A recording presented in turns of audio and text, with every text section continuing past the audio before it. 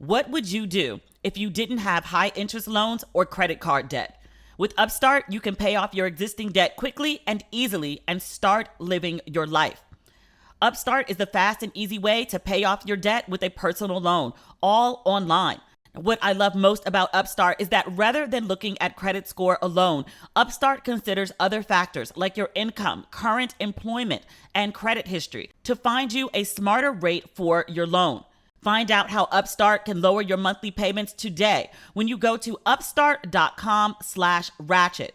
That's upstart.com/ratchet. Don't forget to use our URL to let them know we sent you. Loan amounts will be determined based on your credit, income, and certain other information provided in your loan application. Upstart.com/ratchet. I used to think my skin goals were unattainable. I used to have these really bad breakouts and nothing I tried could fix them. Thankfully, I found Curology. Whether you're trying to take control of acne or if acne is no longer your top skin concern, fine line, dark spots, occasional breakouts, or clogged pores, Curology will customize a prescription formula with 3 active ingredients picked for you to tackle your skincare needs. For me, that was those breakouts. So here's how it works. To get your treatment plan, start by answering questions online about your skin and sending in a couple selfies to Curology. Next, Curology matches you with a licensed dermatology provider who gets to know your skin. And if it's a good fit, you'll get a customized prescription cream to address your acne, fine lines, dark spots, and more. Then, Curology sets you up with a personalized treatment plan and ships your custom formula right to your door. I've been using Curology for several months now, and it's cleaned up my breakouts. I haven't had one in a very long time. Take control of acne, dark spots, breakouts, or whatever your unique concerns may be with a powerful skincare treatment made for you today. Go to Curology.com/ratchet for a free 30-day trial. Just pay for shipping and handling. That's CUROLOGY.com/ratchet to unlock your free 30-day trial. See Curology.com for all the details. Sprite Winter Spiced Cranberry is back, and with a new friend, Sprite Winter Spiced Cranberry Zero Sugar. Now, what is Sprite Winter Spiced Cranberry? It's the holidays the Sprite way. Cool, crisp taste of the Sprite you love. Refreshed with tart cranberry and warm spice blend for that perfect holiday season cheer. Sprite Winter Spiced Cranberry is offered in 20-ounce or 2-liter bottles. What's Sprite Winter Spiced Cranberry Zero Sugar? With the new Sprite Winter Spiced Cranberry Zero Sugar, it's all the same spice, none of the sugar. Sprite Winter Spiced Cranberry Zero Sugar is offered in 2-liter bottles. Copyright 2021, The Coca-Cola Company. Sprite Winter Spiced Cranberry flavor is available from now until December 31st, 2021, or while supplies last. Ladies and gentlemen, boys and girls, and those who don't identify as either, you are listening to Ratchet and Respectable with Demetria L. Lucas. Y'all, I am a glass case of emotions. I watched that Adele special on CBS last night. I had to download the Paramount Plus app because y'all know I don't have no TV and no cable and no bunny ears over here. I don't even watch TV. I watch everything on like my big desktop screen. I had to get Paramount Plus, and then I had to wait until 10:36 PST. I kept refreshing the app until it went off the live feed for them to put it up on the Paramount Plus app. And I have been watching that Adele Oprah special nonstop, with the exception of sleeping, nonstop for the last 24 hours. I am in every cancer feeling that I have ever had. I love Adele. I love her. I love her. I love her energy. I love her personality. I love her voice. And I loved everything about that special. I loved Adele's dress. I loved her Saturn earrings. I loved her updo. I loved her voice. I loved the Griffith Observatory. I loved sunset in LA and all those beautiful ass views, especially looking at downtown where I am. Y'all saw me. Y'all didn't know to wave to me. When y'all saw LA in the downtown of the background when they did those aerial shots, that was me. Y'all should have waved. cave. That's where I am. Oh my God. Everything about that special was magical. Adele's voice. You look like a movie. You sound like a song. I have been breaking into full song like I'm living in a musical all freaking day. All the new songs that like Adele debuted last night, I can sing them all word for word right now. That's how many times I've listened to watch this special. All the merchandise for the drop came in. The drop is happening at the end of the week. And I was sitting in the middle of the floor counting everything to make sure like everything is accounted for. And like now I know the words to like everything. I'm in California dreaming about who we used to be. So many of you commented last week about me talking about him. Just FYI, I thought I had given y'all this disclaimer at like the beginning of this. Okay, me and him is a saga. Pay no attention to the highs and the lows. It like never really ends. So last week, like, you know, I was on some like, fuck you. And he was like, please do. And then I was more mad about him like not getting mad with me. And I fully understand that like, you know, yelling fuck you at somebody is completely dysfunctional. This isn't my healthiest, most adult self. Don't follow any examples that I'm setting here. This is do as I say, not as I do. Put no emotional investment into this situation. It's just, it's pure chaos. This is our pattern. It's what we do. You look like a movie. You sound like a song. God, that Adele special was so freaking amazing. Adele looked beautiful when she was sitting in Oprah's rose garden. I want a rose garden. Do I need to have like billions to have a rose garden? Can you have a rose garden that's like 1,000 acres? I really want a rose garden. It was so pretty. Adele looked beautiful in her all white, her cocaine white suit that was bedazzled with rhinestones. She looked so pretty. I never realized her eyes were so beautiful before. Her hair was expensive blonde. She's always been a beautiful woman, but like with the lost weight, you can really see like the crispness of her bone structure. She looks amazing. Adele's one of those people like, girl, like, I mean, she looks nice and she seems very happy and content at her current size. But I was like, girl, I didn't complain about your previous size. It's like the Luther situation. Big Luther, little Luther, like big Adele, little Adele. Can you hit your high notes? That's all I care about. You know, one thing, I was watching this Adele special, and I'm actually going to be serious for a moment. I've had my red wine, which you can probably tell. On a serious note for just a moment, I was watching this Adele special, and I got really sad at one point. And not like relationship sad, but like grief and mourning sad.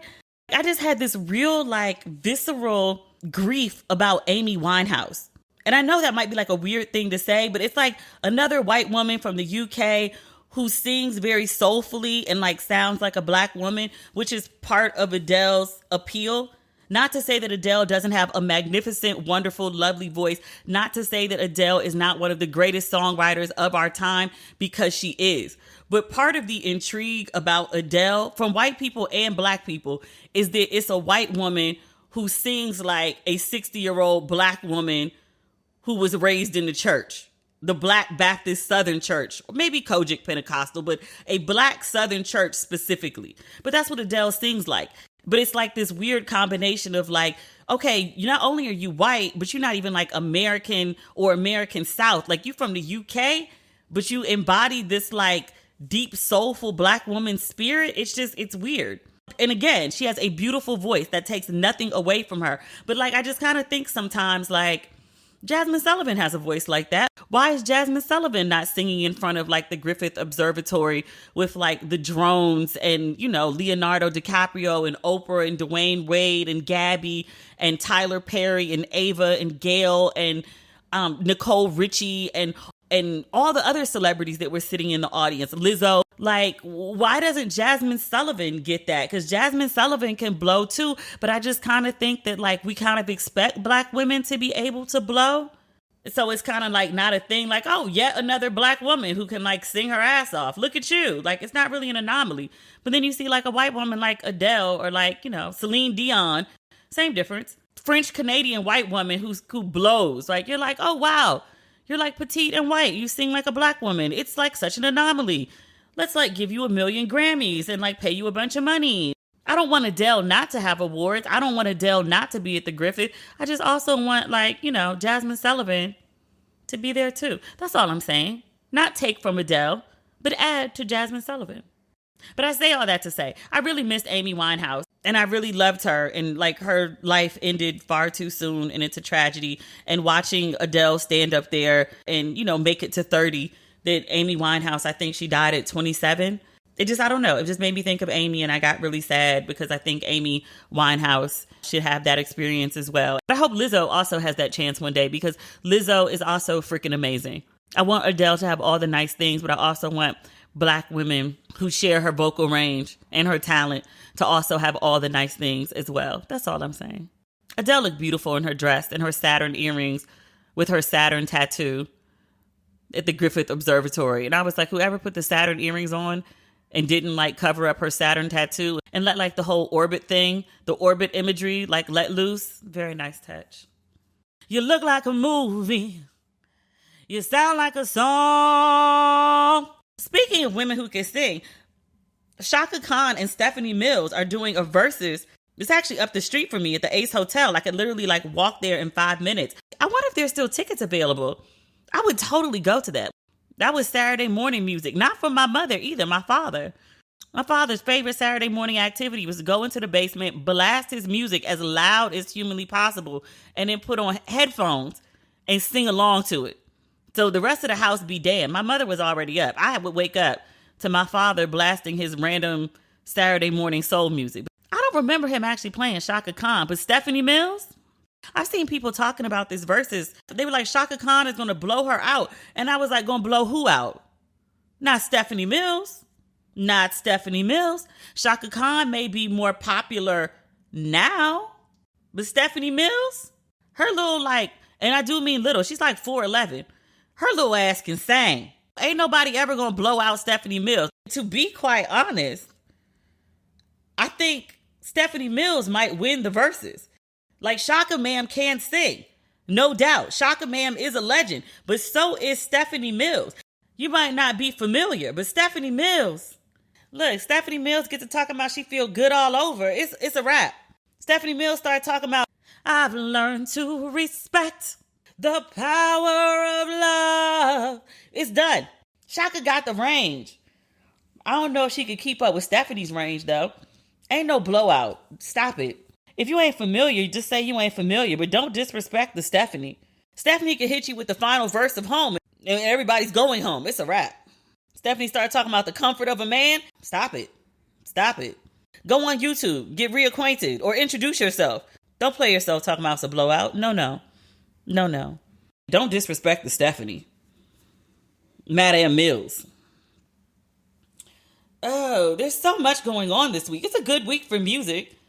Allegedly, I believe, Maxwell has a new single coming out. I think it drops at midnight for the West Coast. Let me go on his page. I think it's called Off. It says the first from the finale, #MXWL night. Oh no, it says 0 hours, 0 minutes. Does that mean it's here? Where do I listen to it though? It doesn't say where I can find it. Night is coming. Muse.com. Commemorating the 25th anniversary of Urban Hang Suite. Sir, where do I find this new music? It's some song called Off, but I don't know where to hear the music to get off. I'm confused. Well, I know Adele drops on Friday. That's exciting. I'm looking forward to that. Sorry, I keep pressing the thing, trying to figure out where to hear the song at. In musical news, but not quite music, Lil Nas X apparently is going to be on the Maury Show. So Lil Nas X, who by the way is on the latest cover of GQ because he's Musician of the Year, which I think totally well deserved. He's been killing it. But he's doing more promo for his latest album, specifically the song That's What I Want. It's the one where he makes out with a football player in the locker room. They're in a relationship and then he goes to surprise the guy at his house only to find out that he's married with a kid. So Lil Nas X has been posting this video of a Maury clip. Like Maury, the talk show host, right, is in the clip. Maury's always known for is he the father or, outing people from their relationships. So he's turned the situation from his video into more trolling, more marketing. Well, now he's involving Maury in it. And it seems like it's going to be an actual episode that airs on Maury on Wednesday. It's a spoof though, like very clearly a spoof. The marketing video that he's been posting is clearly featuring him, Maury, obviously, but it's the guy from the video that he made out with and the wife from the video and the kid. But I'm seeing like major outlets that don't realize that this is a spoof and think Lil Nas X in real life is going on Maury to confront his boyfriend or his ex-boyfriend who's married. But everybody and their mother is talking about it. And I was like, this young man, marketing genius, professional troller. I love him. He's forcing people to talk about this album with these antics. I just absolutely love him. He's so good. Is there something interfering with your happiness or maybe something preventing you from achieving your goals? If so, many people can relate, certainly me. BetterHelp is here to, well, help. BetterHelp will assess your needs and match you with your own licensed professional therapist. You'll connect in a safe and private online environment, and you'll start communicating in under 48 hours. Now, to be clear, BetterHelp is not a crisis line. It's not self-help. It is professional counseling done securely online. You'll get timely and thoughtful responses, plus you can schedule weekly video or phone sessions, and all without ever having to sit in an uncomfortable waiting room. Now, what I love most about BetterHelp is it's more affordable than traditional offline counseling, and financial aid is available. In fact, so many people have been using BetterHelp that they are recruiting additional counselors in all 50 states. I want you to start living a happier life today. As a listener, you'll get 10% off your first month by visiting our sponsor at betterhelp.com/ratchet. Join over 1 million people who have taken charge of their mental health. Again, that's BetterHelp, HELP.com/ratchet. I used to think my skin goals were unattainable. I used to have these really bad breakouts and nothing I tried could fix them. Thankfully, I found Curology. Whether you're trying to take control of acne or if acne is no longer your top skin concern, fine line, dark spots, occasional breakouts, or clogged pores, Curology will customize a prescription formula with 3 active ingredients picked for you to tackle your skincare needs. For me, that was those breakouts. So here's how it works. To get your treatment plan, start by answering questions online about your skin and sending in a couple selfies to Curology. Next, Curology matches you with a licensed dermatology provider who gets to know your skin. And if it's a good fit, you'll get a customized prescription cream to address your acne, fine lines, dark spots, and more. Then, Curology sets you up with a personalized treatment plan and ships your custom formula right to your door. I've been using Curology for several months now, and it's cleaned up my breakouts. I haven't had one in a very long time. Take control of acne, dark spots, breakouts, or whatever your unique concerns may be with a powerful skincare treatment made for you today. Go to Curology.com/ratchet for a free 30-day trial. Just pay for shipping and handling. That's CUROLOGY.com/ratchet to unlock your free 30-day trial. See Curology.com for all the details. CNN, and if you're a long-term listener to this podcast, you know that I used to be a CNN devotee. I say that to say, last I heard, Kamala Harris was off in Paris. France is one of the U.S.'s oldest allies, and there had been a kerfluffle, I want to say, over something that had to do with submarines with the French government. So Kamala Harris went over on a nice diplomatic mission, and it was praised as going very well. From what I read, she and the president of France did a sit down, and it lasted so long that the advisors wanted to come in and interrupt them, but they were actually getting on very well. I heard he gave her a personal tour of, I don't know if palace is the right word, or their version of the White House, but she did good, and she was widely praised for that. So CNN, for reasons I don't completely understand, especially as they're a liberal network, dropped this piece on Sunday night entitled Exasperation and Dysfunction Inside Kamala Harris's Frustrating Start as Vice President.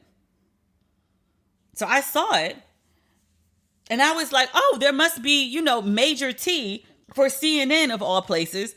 Again, a very liberal news outlet to write this type of piece talking about exasperation and dysfunction about Kamala Harris. So I was like, oh, well, let me settle in.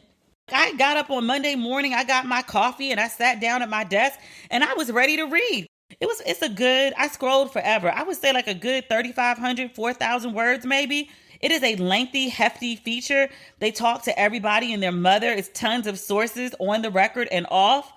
Ain't no tea. The piece starts off, and I guess they wanted to like really get readers engaged because that's what you do with like, your opening setup. And I say that as like a journalist and a writer. Like you want people to be like, oh, we're going to start with the TT. So apparently there was this like spoof piece about Kamala Harris on The Onion, and disgruntled staffers send it around to each other sometimes when they're frustrated with their boss. And I was like, that's your lead? Like, that's like your good scalding hot tea to like get people invested in this piece about exasperation and dysfunction? That's basic office politics shit. Everybody's annoyed with the big boss. Everyone talks shit about their boss. Like, it is what it is. But the worst that they're saying about their boss is like, this is the second paragraph where they should be spilling the juice to like suck you into the story. This story writes, interviews with nearly 36 former and current Harris aides, administration officials, Democratic operatives, donors, and outside advisors who spoke extensively to CNN reveal a complex reality inside the White House. Many in the vice president's circle fume that she's not being adequately prepared or positioned and instead is being sidelined. That's not Kamala Harris doing anything. She's not being adequately prepared. That means someone's supposed to be preparing her who isn't. She's not being adequately positioned. That means someone who's supposed to be positioning her isn't. She's being sidelined. That means someone greater than her is sidelining her. Why is this piece not about that person? Why is the title not about that person or those people? Why is it about Kamala Harris? I don't get it. The vice president herself, I'm reading again from CNN, told several confidants she feels constrained in what she's able to do politically. Okay, that's not exasperation or dysfunction, frustration. But if you got a full-time job and you ain't frustrated, are you really working? But I read this whole lengthy piece, and the biggest takeaway is that Kamala Harris is too loyal to Biden, i.e. her boss, who asked her to be vice president. Like, yeah, she probably should be loyal to him. She's his vice president. Or the Biden administration is not making its best use of her, which doesn't say she's inadequate or she's dysfunctional or she's not able. To say that they're not making their best use of her is to acknowledge that she's a smart, competent, and capable woman who's being underutilized. Is that worthy of a CNN feature? And I don't say that as somebody who's like super gung-ho Team Harris. I've been one of those people that's been like, where are you? We haven't seen you in forever.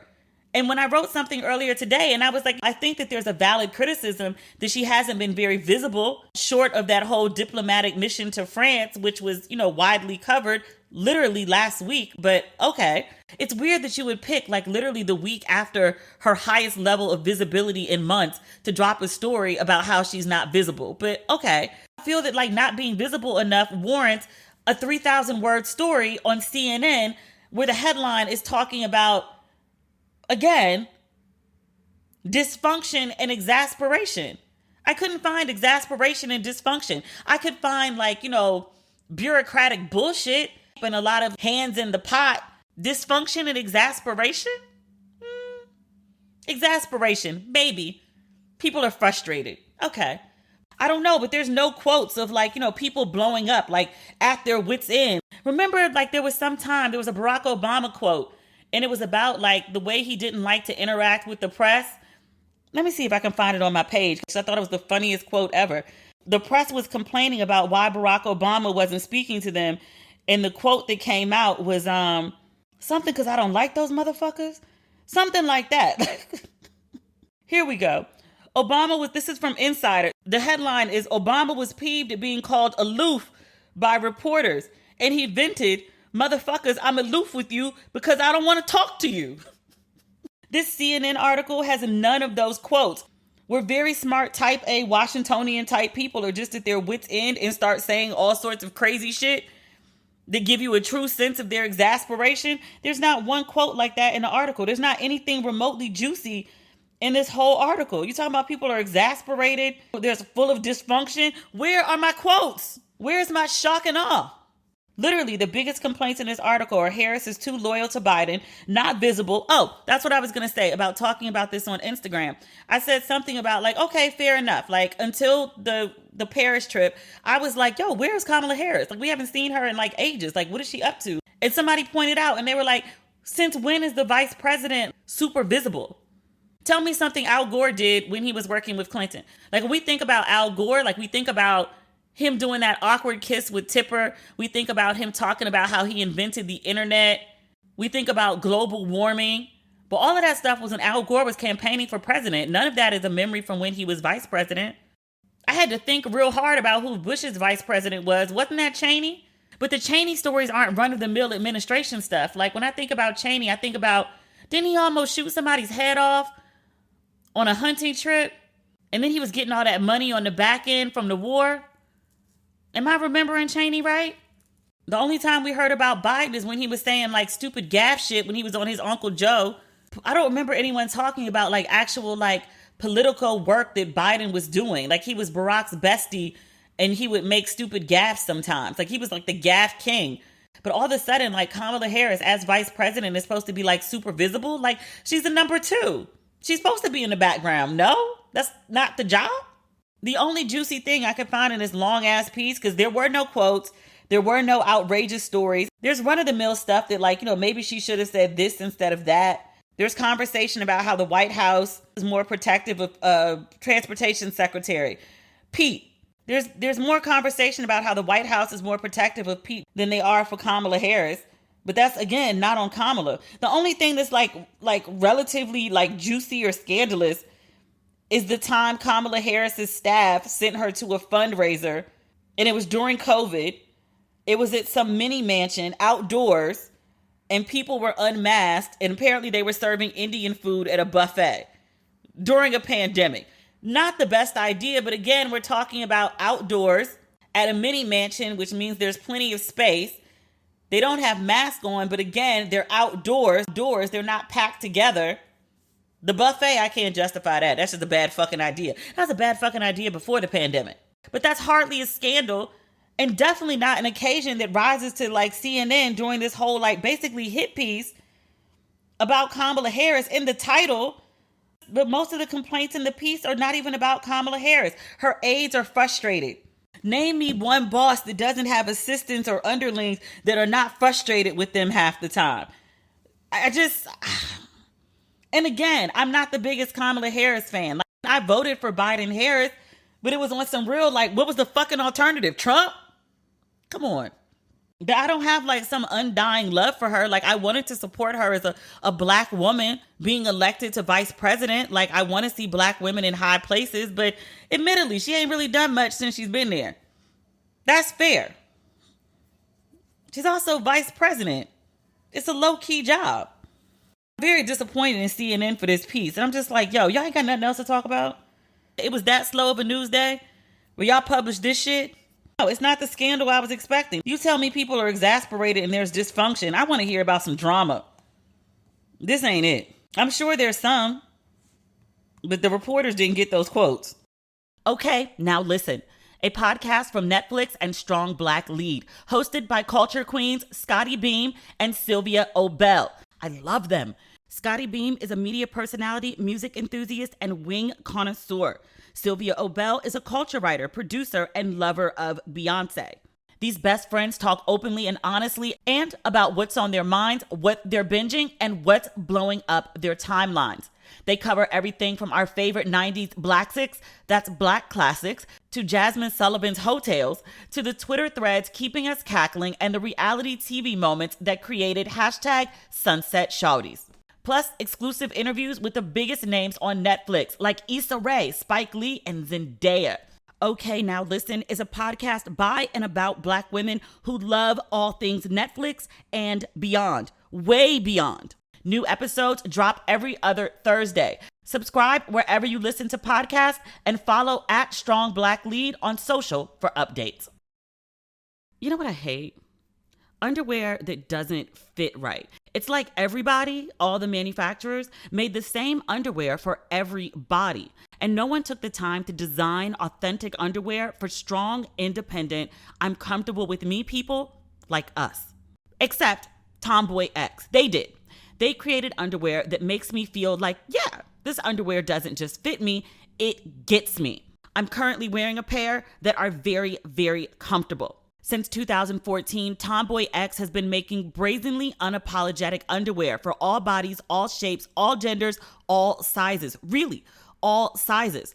From boxer briefs to bikinis, boy shorts to bras, every pair of Tomboy X is created to fit you and how you see yourself. And they've expanded beyond underwear, too.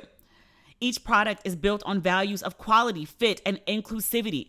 They pay attention to every detail, like no back seams for a wedgie-free experience that never rides up, and super comfy, silky smooth waistbands that never roll down. Wherever you fall on the size, shape, or this is me spectrum, Tomboy X is the underwear your body will love. And with their love at first wear guarantee, you can order risk-free while you find your perfect fit. Discover your inner tomboy and let me get you started with my special discount. Go to tomboyx.com and enter code RATCHET to get an extra 20% off.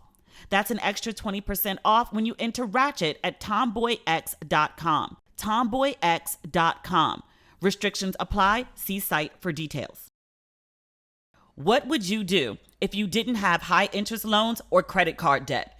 With Upstart, you can pay off your existing debt quickly and easily and start living your life. Upstart is the fast and easy way to pay off your debt with a personal loan, all online. Whether it's paying off credit cards, consolidating high-interest debt, or funding personal expenses, over 1 million people have used Upstart to get one fixed monthly payment with a clear payoff date. What I love most about Upstart is that rather than looking at credit score alone, Upstart considers other factors like your income, current employment, and credit history to find you a smarter rate for your loan. You can check your rate without impacting your credit score in minutes for loans between $1,000 to $50,000. You can even receive funds as fast as one business day after accepting your loan. Find out how Upstart can lower your monthly payments today when you go to upstart.com/ratchet. That's upstart.com/ratchet. Don't forget to use our URL to let them know we sent you. Loan amounts will be determined based on your credit, income, and certain other information provided in your loan application. Upstart.com/ratchet. You know, but there is drama. And I almost don't even want to talk about this because it's so disgusting. Rolling Stone dropped a hit piece this morning. Rolling Stone dropped this expose this morning about Marilyn Manson. And I seen buzz about Marilyn Manson and I wasn't sure exactly what the complaints were. I mean, I don't keep up with Marilyn Manson. I remember the height of Marilyn Manson's fame, like when I was in high school, maybe my first 2 years of college. Tall, lanky white man who looked satanic and dressed like a damn demon. The Beautiful People is the only song I remember. And it was really catchy and had a great bass line. And I remember looking up the lyrics once and being like, what the fuck is this? Something about like fascist ruling, like crazy shit. But I never really paid that much attention to Marilyn Manson. I had just passed him off in my head as a marketing creation for shock value. I remember all the conservatives and the super Christians being all up in arms because, like, you know, he worships Satan and, you know, he said crazy shit about like raping people, killing people, the devil worship imagery. I want to say he also had that weird eye thing that Method Man was doing for a while. The 90s were a weird fucking time, but I never really paid that much attention to him. He popped back on my radar maybe like a month and change ago, if that long. Kanye West did a Sunday sermon.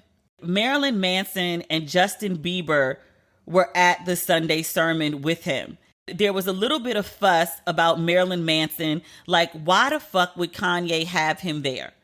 And in my head, I was like, oh, because of like the devil worship thing. And then Kanye's all God, God, God now. And so I was like, oh, that must be the juxtaposition. But I was like, maybe Marilyn Manson's had a change of heart. What he was in the 90s as somebody in his 20s is entirely different than who you might be like 25 years later.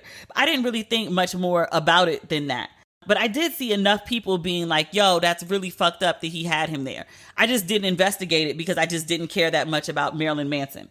But I woke up this morning and everyone was talking about this Rolling Stone piece about Marilyn Manson. And I was like, well, why does his name keep coming up? So I went and read this piece on Rolling Stone.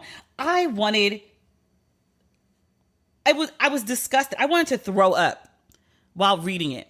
You remember we talked about the R. Kelly trial, and we only talked about it very briefly because some of the details that were coming out of the trial, I think I talked about some of the craziest stuff, and I was like, I feel like disgusting with these words coming out of my mouth and you hearing me even say these words describing what witnesses are saying that Kelly did to them when they were testifying in court. Just repeating it, reading quotes of the transcripts that were published in reputable news publications. It was just disgusting to me. Sometimes I like to read to you the quotes of some things that are said because I don't want to paraphrase. But in this instance, I'm going to because it's just so gross. I posted some of it on my Instagram page. And I had to put a trigger warning up just to do screenshots from Rolling Stone because the allegations are so disgusting. But the headline of this Rolling Stone article is Marilyn Manson, the monster hiding in plain sight. And the deck is, he was a provocative media darling for decades. Offstage, exes allege he was an abuser who made their lives hell. And so Rolling Stone's story, they did an investigation that's based on court documents and more than 55 new interviews. So the story starts off talking about this apartment that Marilyn Manson lived in. And the former tenant had turned a corner of the apartment into a recording studio, and they turned it into a soundproof situation.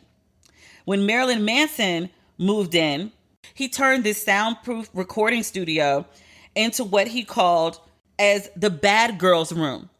So when he would have women over to his place, if they displeased him or he felt like abusing them or whatever he got into his head where he thought like a woman was bad and needed to be punished, he would lock her in this room.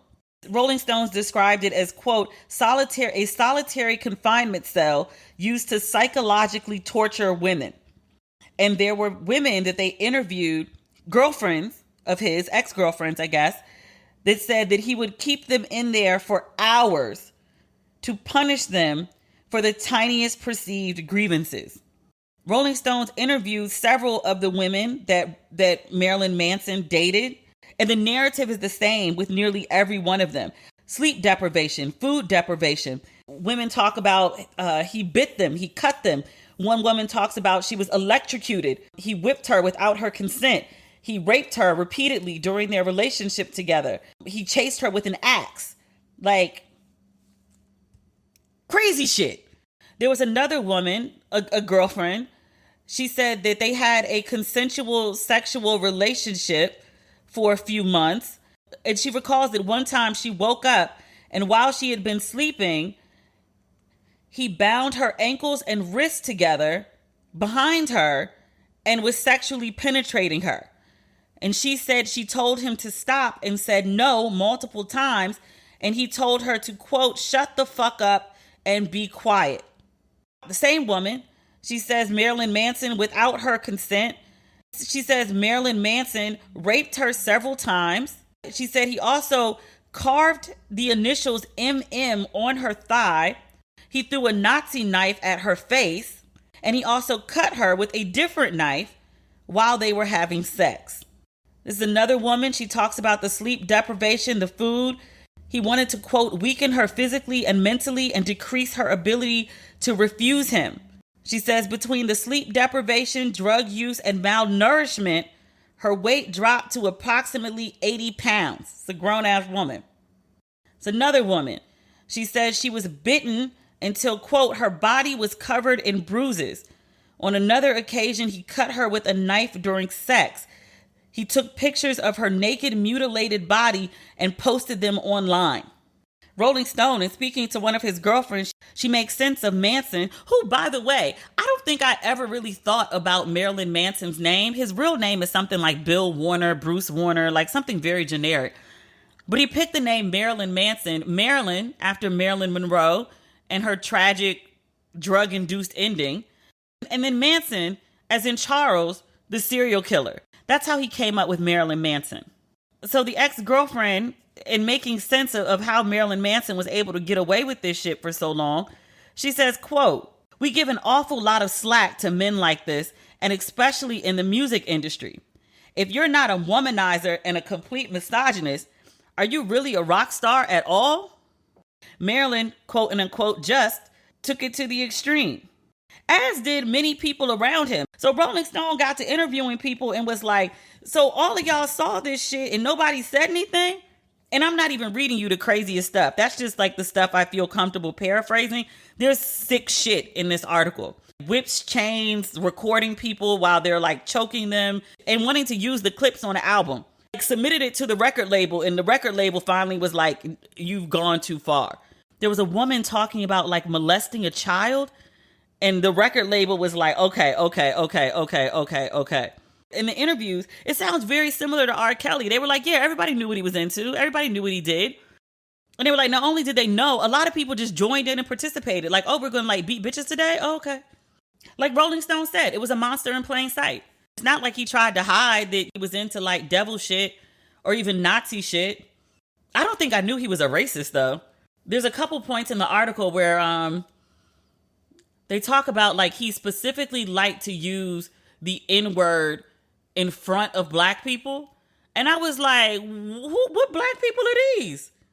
That must be some real Hollywood. And I don't mean LA. I mean like weird Hollywood ass black people. You're like the ones people be like, oh, you a Hollywood ass nigga. Because I can't see your run-of-the-mill black person letting anybody let loose with an N-bomb and being all right with that. Like I'm thinking like a Terry Crews type black person. Be like, oh, he don't mean nothing by it. Yeah, he does. There was also another mention in the article about there was a specific type of gas that was used in the chambers in Nazi Germany, like to kill Jewish people. And he had I don't know if it was an original canister or it was a replica of this canister, but he had this specific type of gas in his house. And they point out in the article, Jewish folk would come to the house. He would always make a point of showing them this canister. They also talk about his apartment and they talked about like he had like swastikas all over the walls. That's crazy shit. I mean, all of it's crazy shit, right? But then I also think about like the women who dated him who were like, he tortured me and he did this crazy shit. And in no way whatsoever am I saying that, you know, anybody's justified for being raped or tortured or cut or mutilated or deprived of food or sleep or any of those things. Like the mofo is crazy and the shit he did is abysmal and should not have been done. But I also just kind of wonder about like these women. I'm like, you went to this man's house and you saw swastikas on the wall. You heard him dropping N-bombs. You saw paraphernalia from Nazi Germany and you still fuck with him? That wasn't a red flag? The devil worship thing is probably the only thing that I'm kind of like, I wouldn't do it. I'm also one of those people that's like real weird about spirits and stuff. Like you notice I don't celebrate Halloween. You might have thought like, okay, Marilyn Manson is just an act, right? Like it's a stage persona, something he does to like be provocative, you know, get the people going. I mean, I don't play with the occult that way, but okay. But maybe you thought that was it. I was like, but just specifically, like you were okay with like the anti-Semitism and like the blatant racism. That didn't bother you? It bothered me. But it didn't bother you. I think he should be under the jail the same way that R. Kelly is, the same way that Weinstein is, because the shit that they're describing is disgusting and horrible and violating and abusive. There's a bit of, what's the word? It took some of my sympathy away for the women when I read about like the swastikas and the N-bombs And I was like, oh, you want me to feel bad for you? I hate when intersectionality kicks in. Because, like, as a woman, I'm just like, oh my God, that's so horrible. But as, like, a black person, I'm just like, so you didn't care about the M-bombs, but you want me to care about you? Oh, okay. I mean, it's fucked up. It's absolutely fucked up. I'm not going to get on a mountaintop and scream about it, though. I will also say this, though. And I said this, and somebody corrected me, because I've been too liberal with Kanye, and I know I have. I was like, what the fuck is wrong with Kanye that he would invite this man into his inner circle? It's especially now, when I didn't know these allegations were swirling, because I don't pay attention to Marilyn Manson. But Kanye was on this kick, especially with this album, where he invited all these people into the orbit that had been outcast. So, like, the first video for this Donda album, the song is No Child Left Behind. I call it He's Done Miracles on Me. I love the song. The organ chords, my grandmother played the organ. It hits me right in the chest. But Sha'Carri Richardson, the track star, she was fresh off a disqualification at the Olympics because her mother had just died and she got caught with weed in her system. So she was disqualified. Everyone was really beating up on her over it. And Kanye put her in the video the week of all that hullabaloo to the song, He's Done Miracles on Me.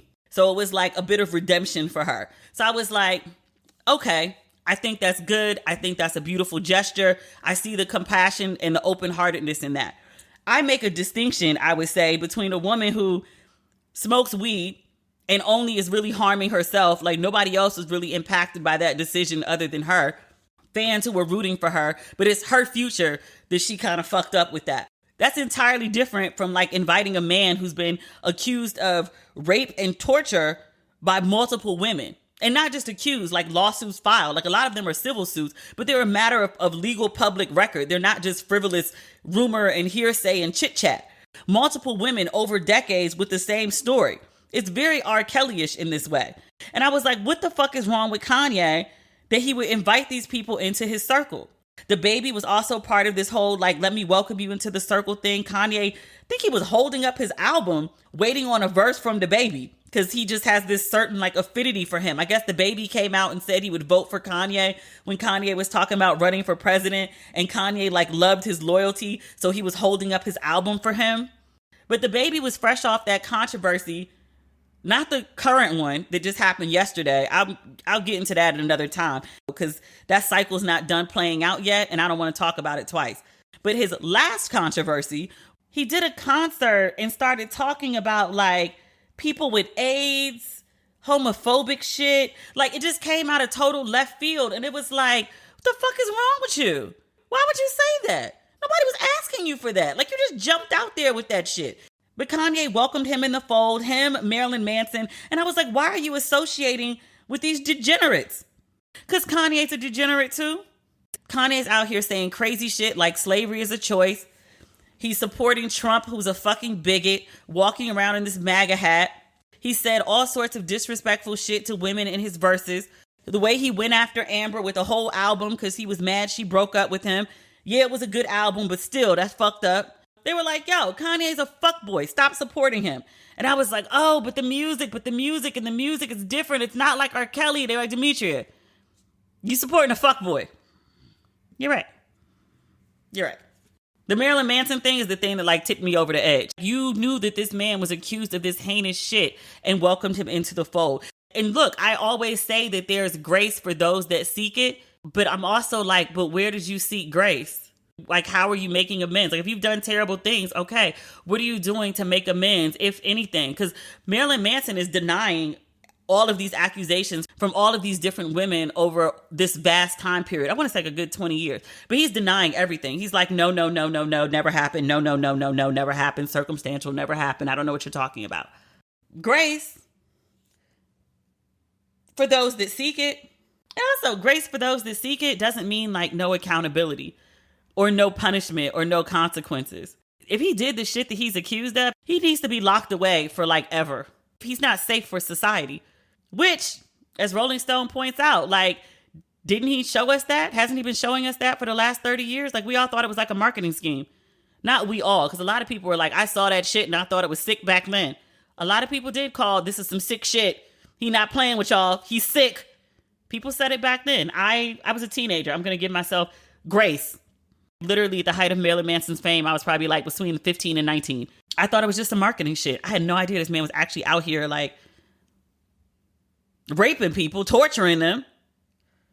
That's crazy. There's much more we could talk about. I want to talk about this situation with the baby and his children's mothers.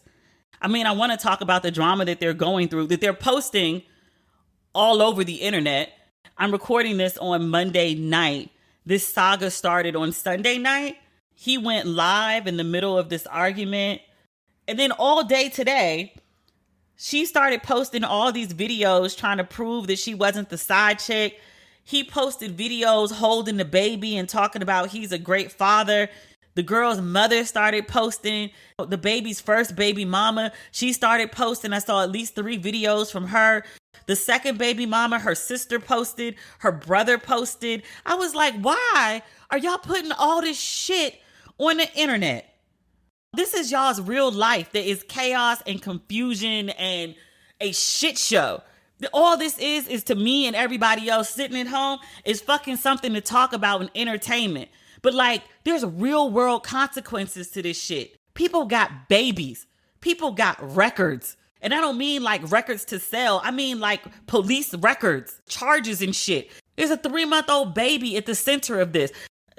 I'm not trying to make sense of this shit today, but I hope that they just get the fuck away from each other. At some point they can, hash out a proper parenting plan to take care of this child so they can co-parent this baby, so they can co-parent this baby, this small human effectively. But right now they don't need to be together. They don't need to be near each other. And they need to get off the goddamn internet. I swear to God, if somebody don't cut that goddamn Wi-Fi. We'll get to more of that story later this week because I know it's not done. It's only Monday. There's going to be some more wild shit. And I would bet anything the two of them get back together. As much as they don't need to be together, I almost guarantee they'll be back together. Pray for the youth. Pray for birth control. This last couple weeks between Insecure and Summer Walker, it don't even make you want to take birth control. It just make you want to be celibate. Like, just don't touch me. Don't touch me. Leave me be. I want no parts of the penis. I'm good. It's too much drama attached. I don't want it. I'm good. Oh, by the way, the merch is dropping this week. Tune in to my Instagram. I would suggest you turn your notifications on. I'll give you 24 hours notice for the drop. Everything's actually already up on the website. I just have to push a button to make it live. I just got to sort out my schedule. I actually have a really busy social schedule this week, but I just need to make it live and then we're good to go. All the merch is in-house. Thank you, God. But turn your notifications on Instagram. I do the Ratchet and Respectable drops like once a year. I got a ton of stuff for this one. I'm not planning a second one. May the odds be forever in your favor. That is the episode for this week. Thank you, as always, for listening. If you want Don't Waste Your Pretty merch before the Ratchet and Respectable drop goes live and then all the shipping gets kind of crazy, I would suggest you get it ASAP. There are still tees and V's and mugs and hoodies, especially the plush sizes, available on the website. Everything else is Ratchet and Respectable, and it'll drop later this week. All right. That's not everything, but that's all I've got for tonight. So we will talk again on Friday. Okay. Bye. Every human was born to create. Whether you last picked up a paintbrush yesterday or in grade school, you can explore your creativity and be inspired. Skillshare is an online learning community that offers membership with meaning.